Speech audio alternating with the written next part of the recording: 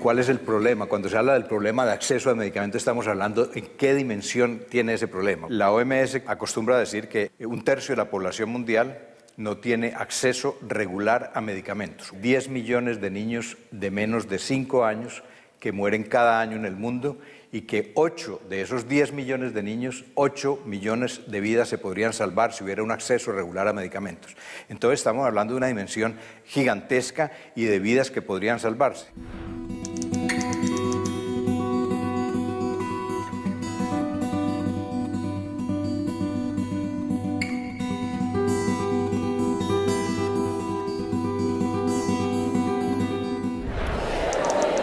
Isn't really one single problem.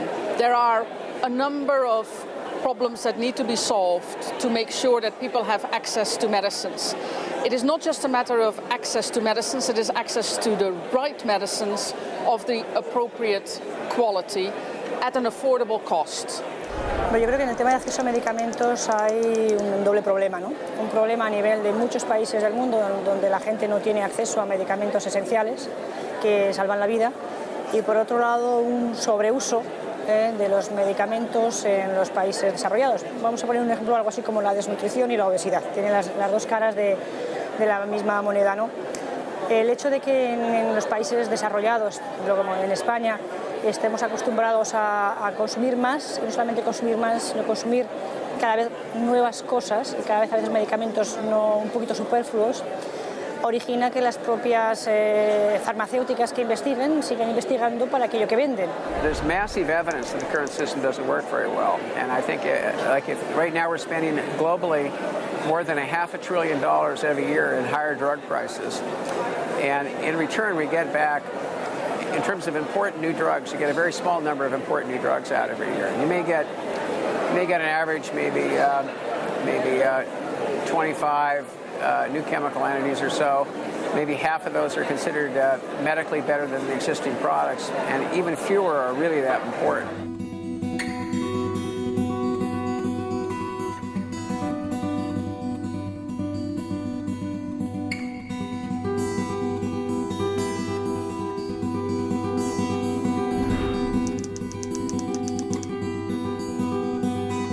Que la investigación dedica sus esfuerzos a las patologías que más dinero va a revertir, eso es obvio.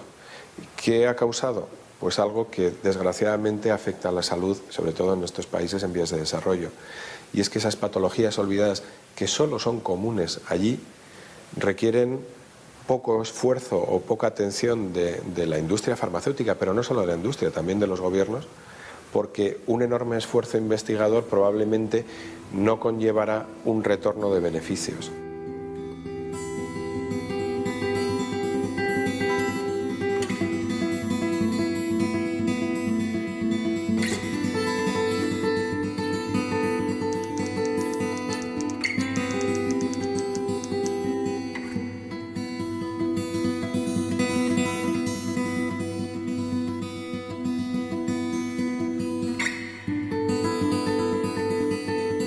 De modo que a la vez que los pobres no tienen acceso a los medicamentos esenciales que necesitan para tratar estas enfermedades, que son enfermedades graves y de mal pronóstico y que producen decenas de millones de muertos cada año, pues se trata de atiborrar a los ricos, eso sí pueden pagar, con muchos medicamentos. Y de ahí surge este movimiento que exagera las enfermedades e incluso las inventa.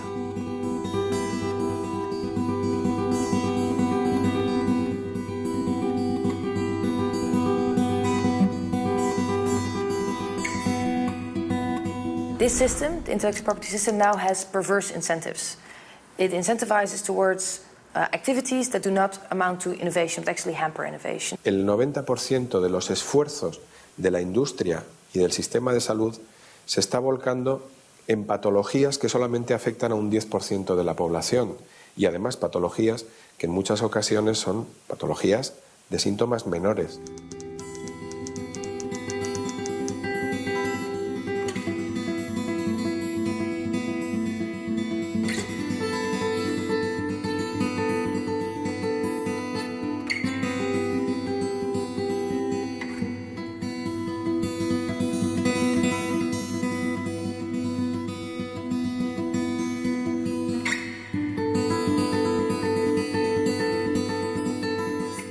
La manca d'accés als medicaments té dues causes principals.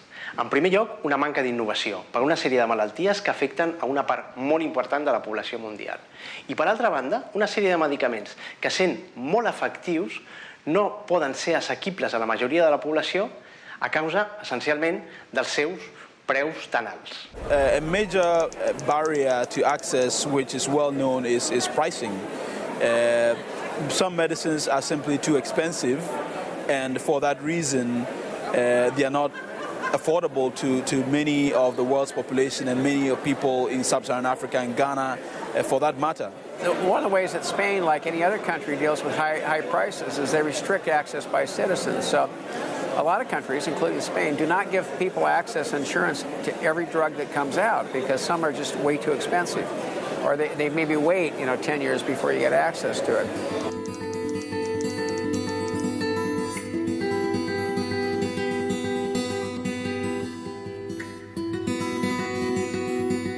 Países en desarrollo, el 90% de la población no tiene acceso a los seguros de salud y por lo tanto tiene que comprar de su bolsillo el medicamento. El 90% de las personas tienen que comprar de su bolsillo el medicamento y no lo pueden comprar muchas veces, o compran la mitad del tratamiento o tienen que suspender el tratamiento si es una enfermedad crónica, por ejemplo.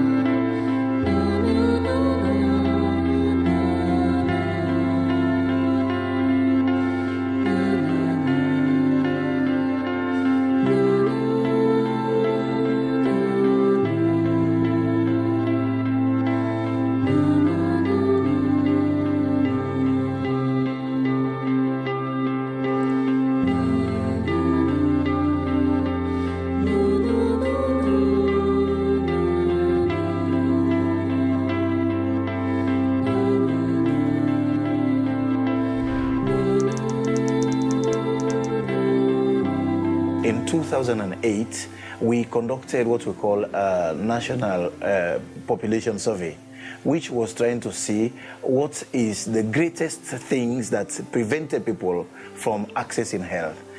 What we discovered that some people say it is the distance to the facility, that is, one facility is too far away, and only about 6% of the people said the facility is too far away.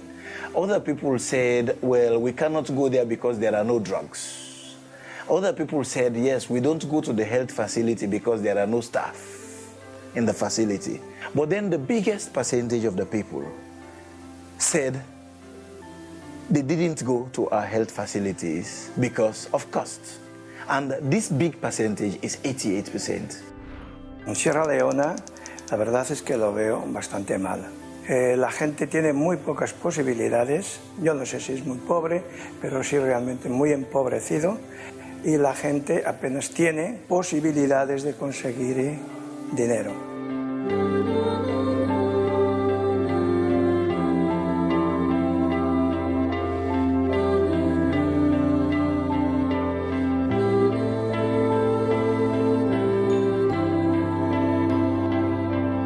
La financiación de la salud para ellos es muy cara y recurren antes de venir a los hospitales a sus propios medios en el pueblo, como pueden ser los médicos, naturalistas. Well, wote male nde yalo na kuse mawal minan bar walla go anbe bol wasitiro nyawo nyande sa kalma di kono nde mo godande mi jala kina wala to alminal nde yalo alminal walla. The native medicine has no measurement. You can be even a large cup, you feel it, you say finish it. You don't know what will happen. He has no measurement.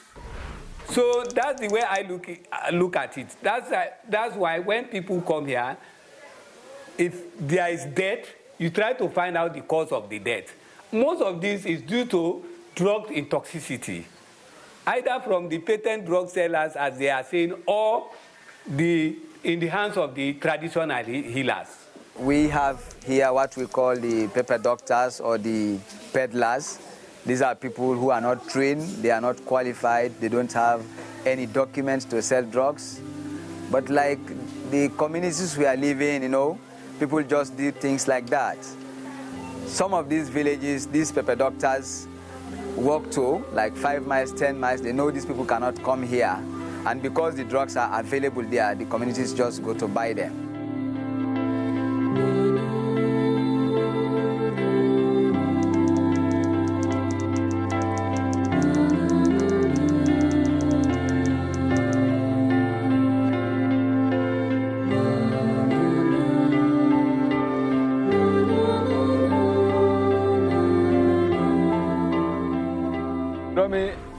Jema wa rangi medino engi kilometer bili ko tong ko neri o pepero so ri bunto bomo ancho wa ri so tasu pe mo ko bai o takara mo lo mai di alo mai ma ram ko bimba to ko ring bele so bat ma wa ancho le bimba to ko ring bele so bat. You don't have enough money, so if you prefer say let me go to the quacks and buy drugs. You go and buy drugs, so you are not getting better. You have to come back to the clinic still.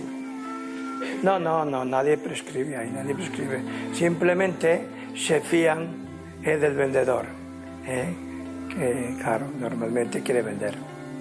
If you ask for paracetamol, he will tell you, I don't have paracetamol, but I have another medicine that can help paracetamol. But unless you have to manage, because most of our people cannot read and write. We are trying to get rid of them, but first we want to make something good for people, a good alternative for the people before we get rid of this.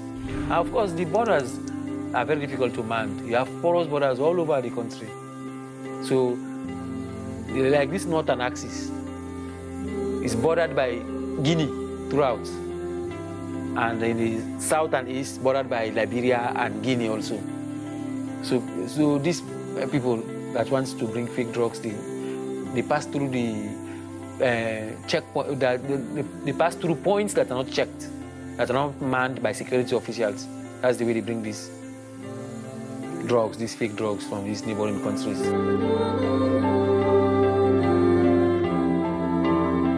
It's only the cost that perhaps hinders other people to buy those drugs, but there is no doubt you have good quality drugs here. If anybody wants them, you can get them.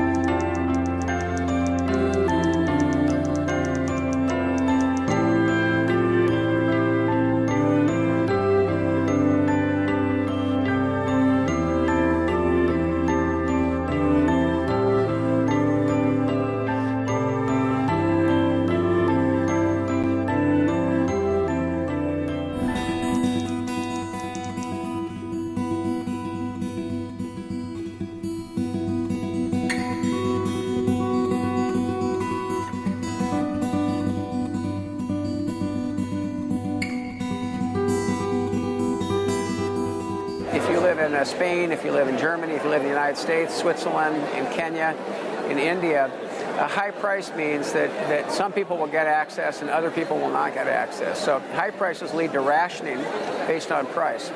And it's an artificial scarcity of the drug. It isn't really necessary. It's a policy intervention which creates the scarcity. And that's something that can be solved. Bueno, hay muchos economistas hoy en día que argumentan que una de las condiciones de la innovación es el pasar por el sistema de patentes y por el sistema de propiedad intelectual. Es decir, la única forma de innovar es crear un monopolio que permita una remuneración para invertir y seguir innovando. Yo creo que esto puede ser verdadero en muchos campos, pero en el campo de la salud hay un problema grave, y es que la innovación en el campo de salud es fundamental por motivos éticos, que esté inmediatamente a disposición de toda la población y lo más rápidamente posible. The historic mistake is the fact that people have used high drug prices as the mechanism to pay for research and development for new drugs.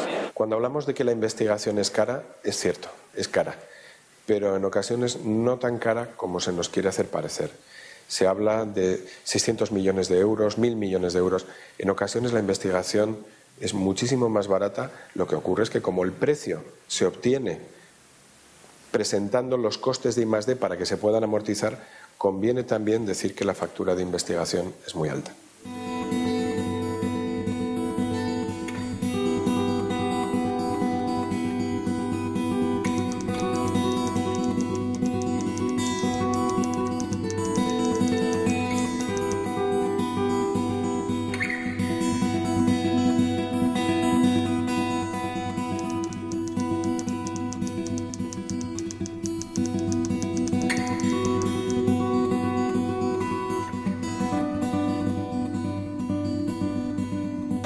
Years ago, when the first generation of AIDS drugs came to the market, it was possible to produce these as generics in countries such as India, because those countries did not have product patents on medicines. That has now changed because of the rules of the World Trade Organization. Medicines, including life-saving medicines, including AIDS medicines, are patented much more widely across the world. So the newer drugs are much more expensive because there are less suppliers. In many cases, there's only one supplier, the patent owner.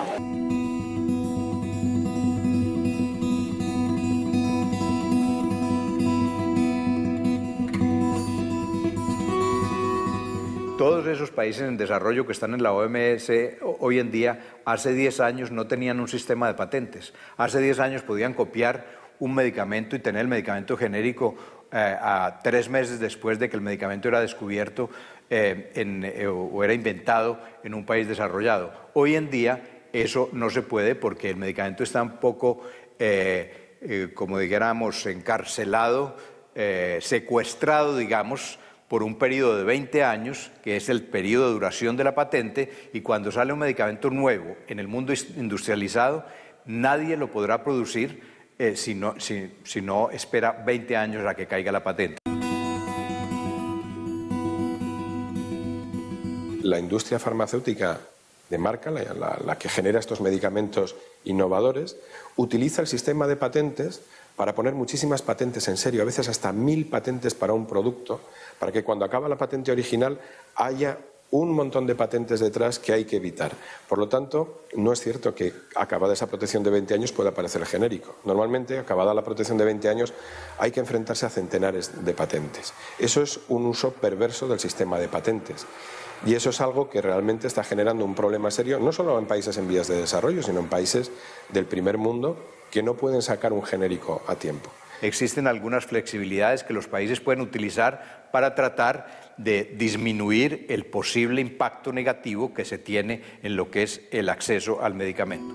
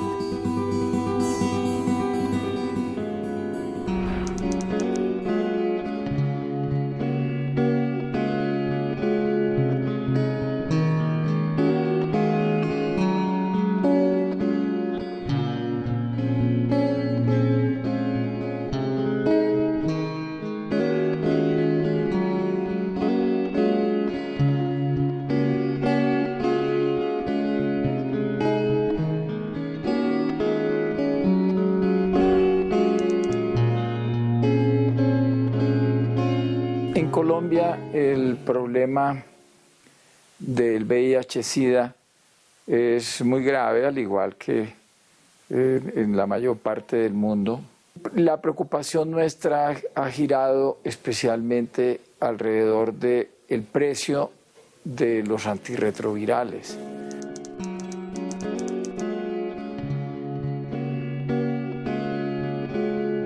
Que es inaccesible para las personas que no están dentro del sistema de salud y difícilmente accesible por parte del sistema de salud en algunos casos, porque son precios sumamente altos, fijados con un criterio especulativo, tratando de sacarle el máximo que aguante el mercado.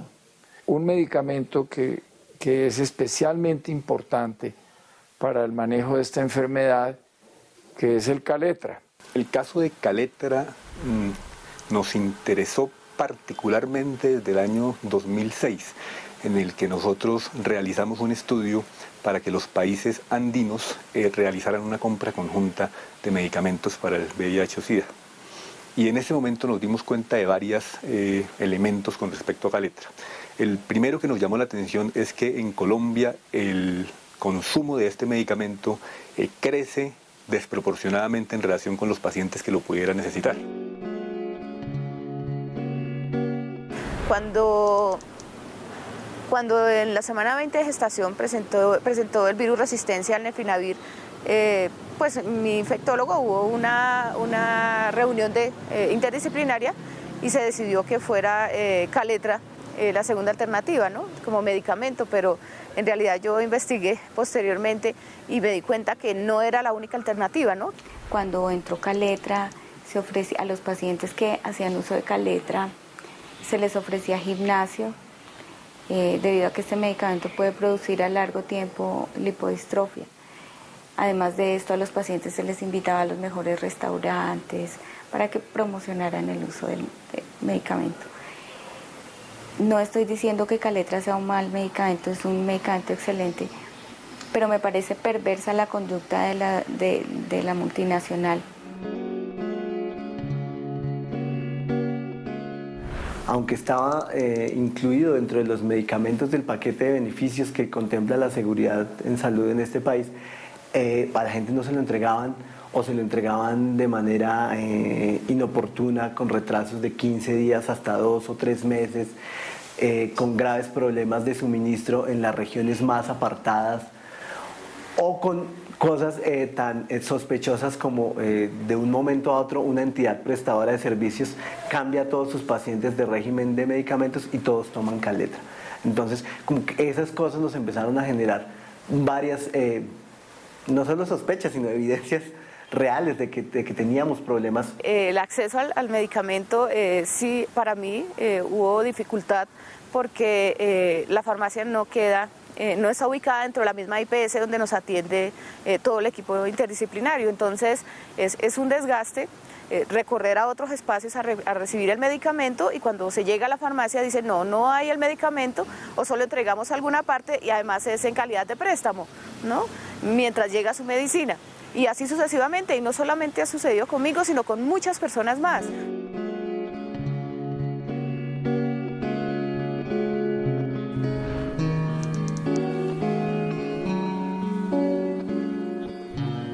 Buena parte del problema estaba en el precio y en el hecho de que tuviera una patente, que no hubiera opción de conseguir genéricos, y que eso estaba siendo utilizado por todos los actores, por los médicos, que los médicos sufrían una presión permanente para recetar Kaletra, porque el Kaletra era el medicamento de moda y era el medicamento de los congresos y era el medicamento de los esferos, los premios, los computadores y todas esas cosas.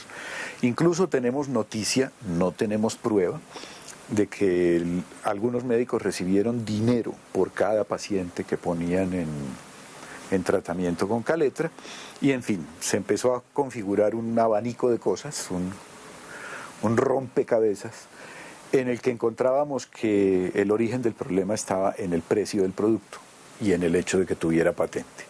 Y empezamos a observar las tendencias y vimos que el precio de este medicamento en Colombia no solamente era el más alto, sino que iba creciendo. En los otros países era bastante más bajo. Por poner una cifra, en Colombia valía más o menos $4.000 el tratamiento de un paciente al año. En Brasil en ese momento estábamos en $1.400 paciente año, en Ecuador estaba $1.400 paciente año, era más o menos la cifra que se manejaba.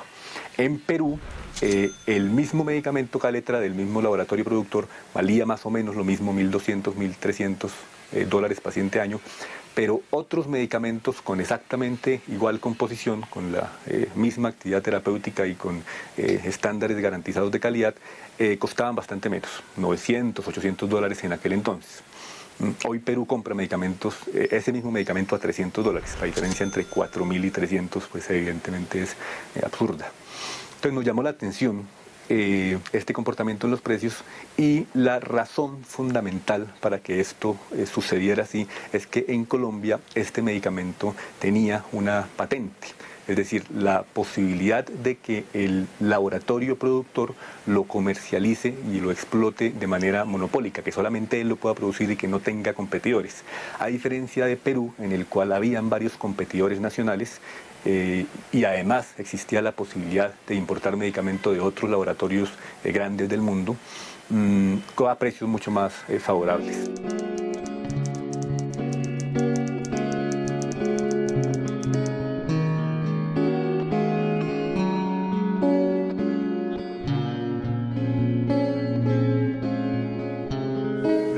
La solicitud que presentamos tenía 3 argumentos. El precio era muy alto.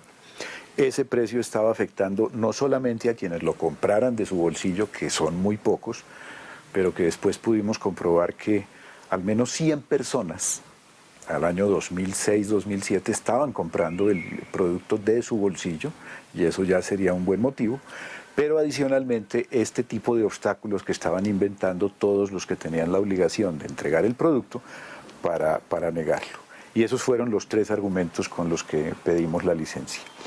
En un ambiente difícil, porque estamos con un gobierno que ha decidido priorizar la inversión extranjera y hacer todo lo que necesite para poder estimular que la inversión extranjera de empresas multinacionales esté en Colombia.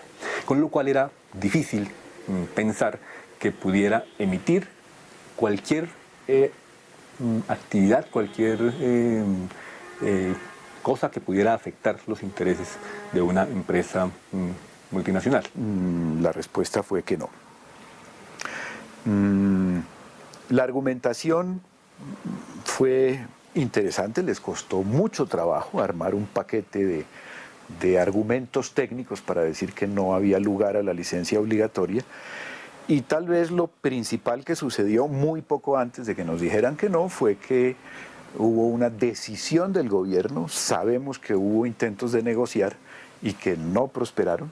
Abbott no quiso negociar con el gobierno, ante todo el respeto a la confianza inversionista, pero el gobierno aprovechó una opción que tenía en la legislación sobre precios y aplicó una reducción del precio para bajarlo de $3.500 a $1.000 por persona y por año, que no es poca cosa, y que, aunque hemos insistido en la licencia porque nos parece que no es suficiente, podemos conseguir por la mitad de esos $1.000 un genérico, pero no fue poca cosa. Bajar de 3.500 a 1.000 ya fue una ganancia muy importante, que de todas maneras consideramos que tiene que ver con la solicitud de licencia, y la reivindicamos como un triunfo de la sociedad civil, sin ninguna duda.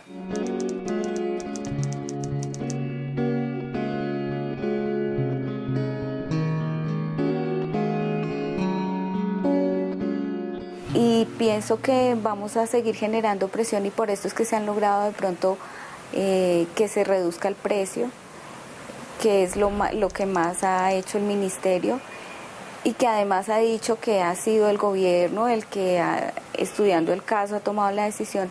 Ni siquiera ha querido reconocer que ha sido la presión de varias organizaciones de la sociedad civil las que han generado que esa reducción del precio se dé y que hayan presionado esa negociación con Abbott. Estas grandes empresas históricamente han ejercido un gran poder y a uno le da miedo que no solamente presionan gobiernos, en donde yo creo que el caso colombiano podría ser un ejemplo, sino también uno ve que pueden estar influyendo en los foros internacionales, como son algunos foros de Naciones Unidas.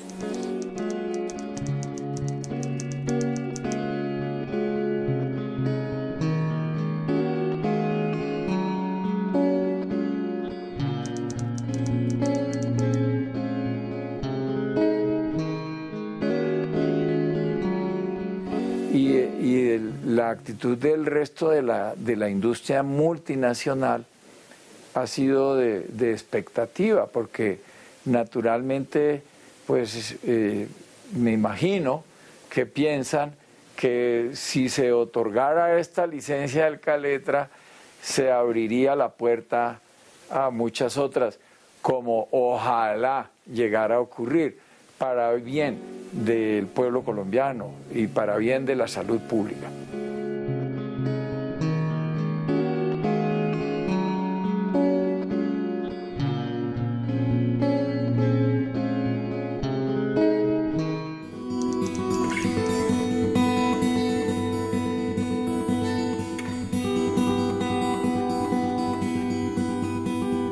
Pues pensando en el futuro, yo creo que uno debe hacerse dos preguntas. Una es si es posible un futuro en el que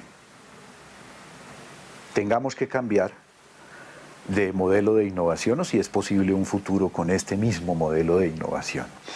Yo creo que eso ya está suficientemente claro. Este mismo modelo de innovación es insostenible para los Estados Unidos y para la Unión Europea.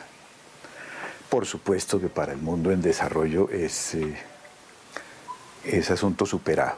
Y la estrategia mundial aprobada en el seno de la OMS llegó a la conclusión de que hay un problema estructural, que los incentivos de propiedad intelectual para la investigación farmacéutica no están dando resultado en la mayoría de la población mundial que vive en los países en desarrollo.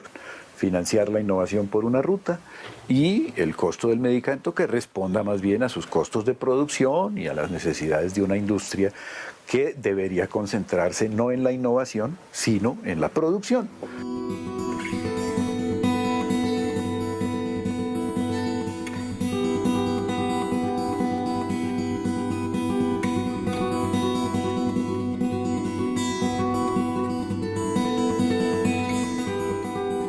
So that's called delinking. You start delinking the cost of the R&D from the price of the product. And that's what the WHO is being asked to address this week. La pregunta es si eso es posible con la industria farmacéutica que hoy tenemos. They are a profit-making company and they will make decisions based on those incentives. And so it's about the system you create around them. So it's not their responsibility, it's the responsibility of the governments to create systems that gives them incentives to do the right thing. I think that's very important, and that's I think why we should not let go of the instrument of regulation sometimes. Es duro decirlo, pero es así. Se ha puesto en manos privadas, y lógicamente con ánimo de lucro, la solución de los problemas de salud. Yo creo que la industria farmacéutica juega un papel, pero lógicamente poner en manos privadas la solución de los problemas de encontrar nuevos medicamentos, creo que falta muchísimo de financiación pública o de ayudas a iniciativas que permitan financiar el desarrollo de nuevos medicamentos que retornen a la sociedad de forma inmediata. Esa insensibilidad social, individual, frente a los problemas del planeta es exactamente la misma que tendríamos cuando, sin cuestionarnos, exigimos, por ejemplo, a un médico que nos prescriba un medicamento de marca porque creemos que el más barato, por alguna razón, es más barato y que tal vez no tiene calidad o no va a funcionarme. Es la misma insensibilidad de quien, cuando va a atenderse en su medicina prepagada, exige que le entreguen un medicamento que no entiende para qué se lo formularon e incluso si lo necesita o no, mientras otras personas están haciendo fila para que le entreguen el medicamento del cual depende su vida. Es la misma insensibilidad del que no se pregunta por qué una decisión en un Congreso Nacional sobre los precios de los medicamentos se toma con la presencia en los espacios de decisión de la industria farmacéutica multinacional, haciendo lobby directo sobre los espacios de decisión del ministerio, y yo como ciudadano no me manifiesto frente a esa presión indebida. Es exactamente la misma insensibilidad. Yo no tengo la solución, pero yo creo que el tema de qué hacer con las patentes, qué hacer con las multinacionales, qué hacer con que a través de los tratados de libre comercio no traten de ganar la Unión Europea y Estados Unidos, Suiza y otros países que tienen multinacionales en este campo. No, es decir, qué hacer para que ellas no siempre obtengan beneficios extras. And at the end of the day, the individual citizen, the individual voter, has quite a bit of influence over what your government is doing or is not doing. So to question your government on its policies with regard to access to medicines in developing countries is a very important thing to do. And that, of course, is stronger if you link up with others and organize yourself. La manca d'accés als medicaments no es solucionarà si més enllà de la conscienciació individual sobre el problema no són capaços, com a societat i com a organitzacions de la societat civil, de posar sobre la taula quins són els problemes reals i quins són aquelles solucions que realment canviaran el sistema. No somos simples gallinitas picando maíz, ¿no? Sino que estos medicamentos que consumimos tienen efectos en nuestra vida social cotidiana, pero en el sistema de salud, pero en el país y en las vidas de muchas personas. Es reconocer eso, que no es simplemente un problema de enfermedad y cómo acabar con la enfermedad a través de un fármaco, sino que encierra cosas mucho más complejas y cómo el usuario se vuelve al final el centro de esta situación.